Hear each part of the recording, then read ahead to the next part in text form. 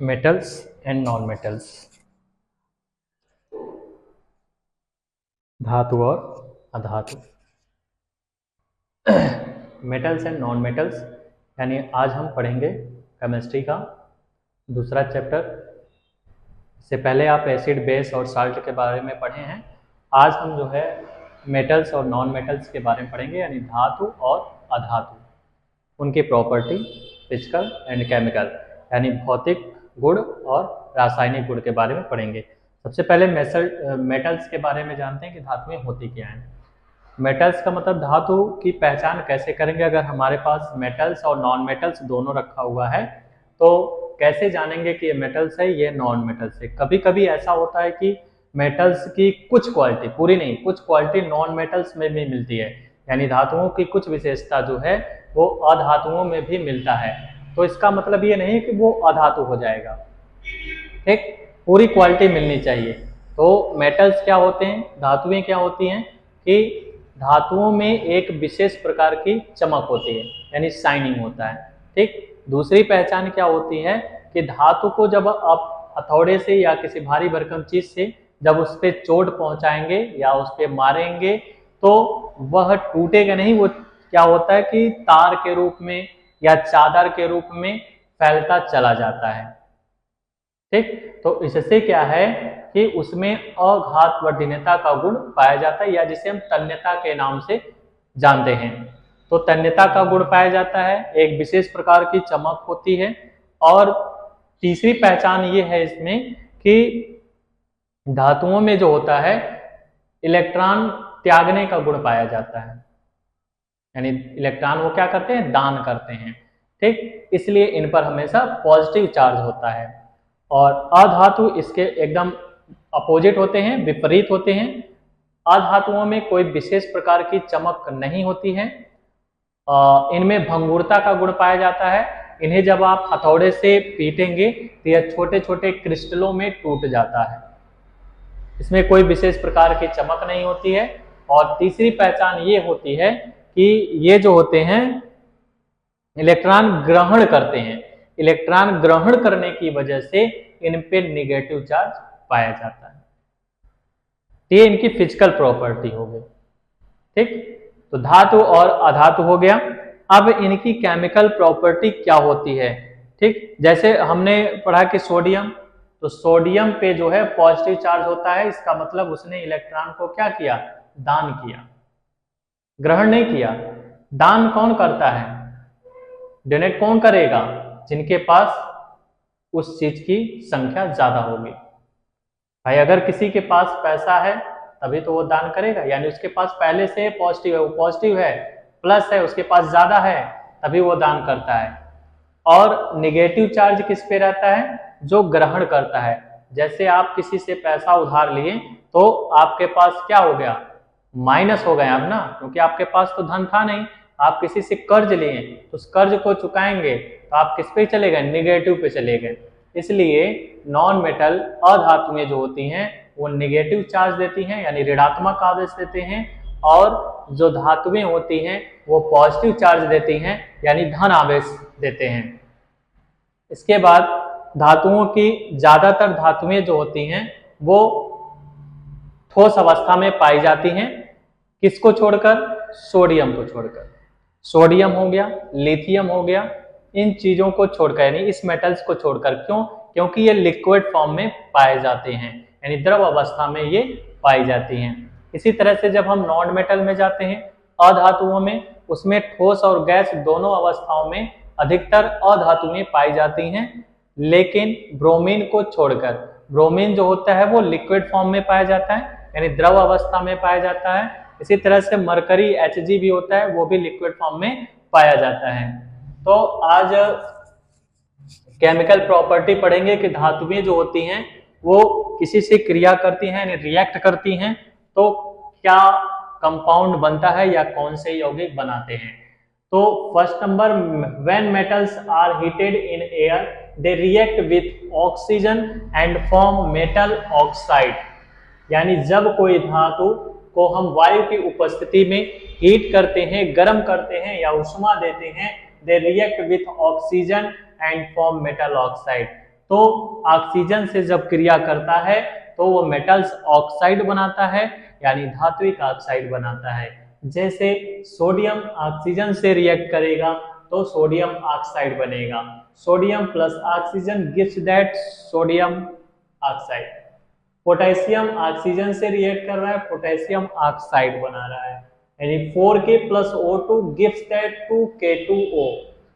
दूसरा चीज क्या है कि magnesium, aluminium, zinc, iron, copper, ये सभी धातुएं जो हैं do not react with air at room temperature, यानी जो हमारे कमरे का सामान्य तापमान जो होता है, जिसको हम 25 डिग्री सेल्सियस मानते हैं, 25 डिग्री सेल्सियस कमरे का तापमान होता है, उसमें कह रहा है कि यह वायु से क्रिया नहीं करेगा, यानी 25 डिग्री सेल्सियस पे एयर से वो रिएक्ट नहीं करते हैं, जो मैग्नीशियम, एल्युमिनियम, जिंक, आयरन, जो कॉपर होते हैं। लेकिन they react on heating for example, यानी जब उसे ऊष्मा दी जाती है, जैसे मैग्नीशियम को आप गर्म करेंगे तो मैग्नीशियम ऑक्साइड देगा, ऑक्सीजन के साथ रिएक्ट करेगा। Aluminium, zinc burn on heating and form metal oxide. Aluminium और जिंक बर्न मतलब जब जलता है, हीटिंग ऑन ए फॉर्म यानी ऊष्मा देता है, तो क्या बनेगा? मेटल ऑक्साइड बनेगा, यानी धात्विक ऑक्साइड बनता है।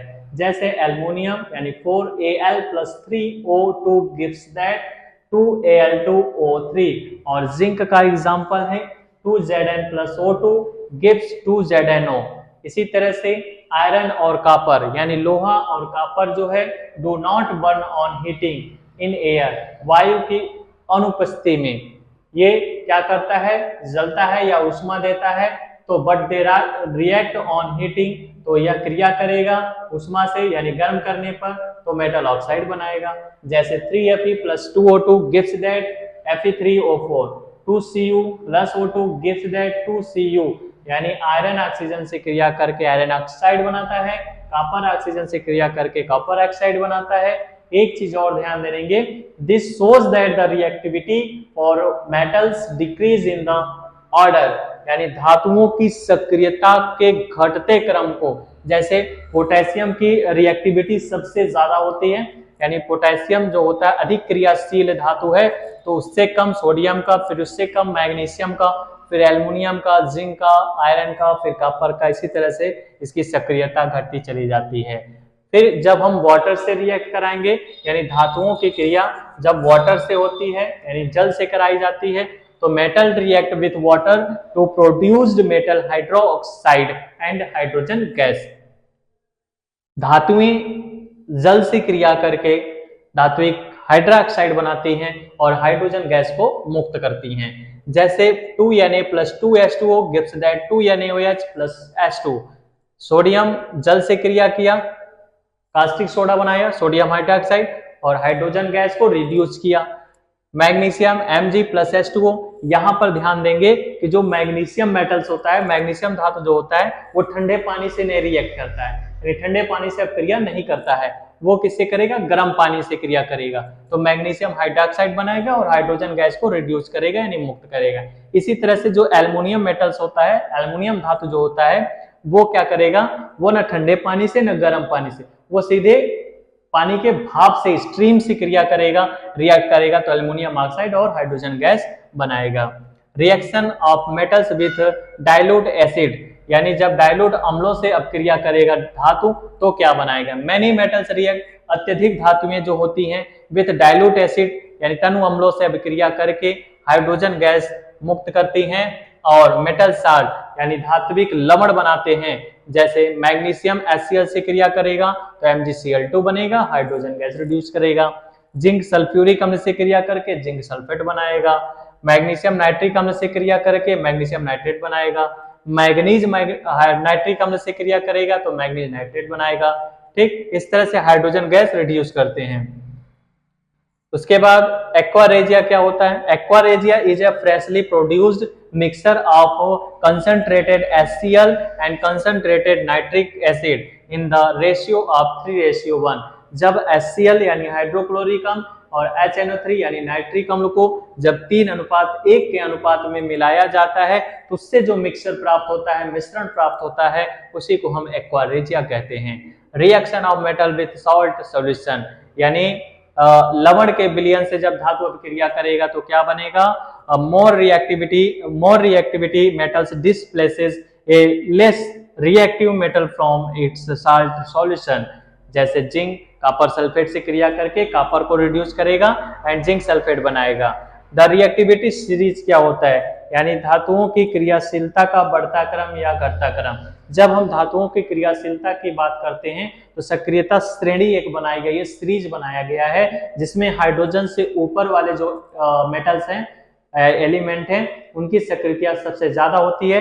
हाइड्रोजन से जो नीचे एलिमेंट रखे गए हैं या मेटल्स रखे गए हैं उनकी सक्रियता सबसे कम होती है। इस तरह से ऊपर से जब हम नीचे की तरफ चलते हैं तो सक्रियता का घटता क्रम होता है, जब नीचे से ऊपर चलते हैं तो सक्रियता का बढ़ता क्रम होता है। उसी के एग्जांपल में हम यहाँ पर दिखाए हैं कि पोटेशियम की सक्रियता रिएक्टिविटी सबसे ज्यादा होती है, फिर सोडियम की होती है, फिर कैल्शियम, फिर magnesium, aluminium, zinc, iron, copper, इस तरह से सक्रियता का ये घटता क्रम दिखाया गया है। इसे हम रिएक्टिविटी के नाम से भी जानते हैं, यानी रासायनिक सक्रियता का बढ़ता क्रम।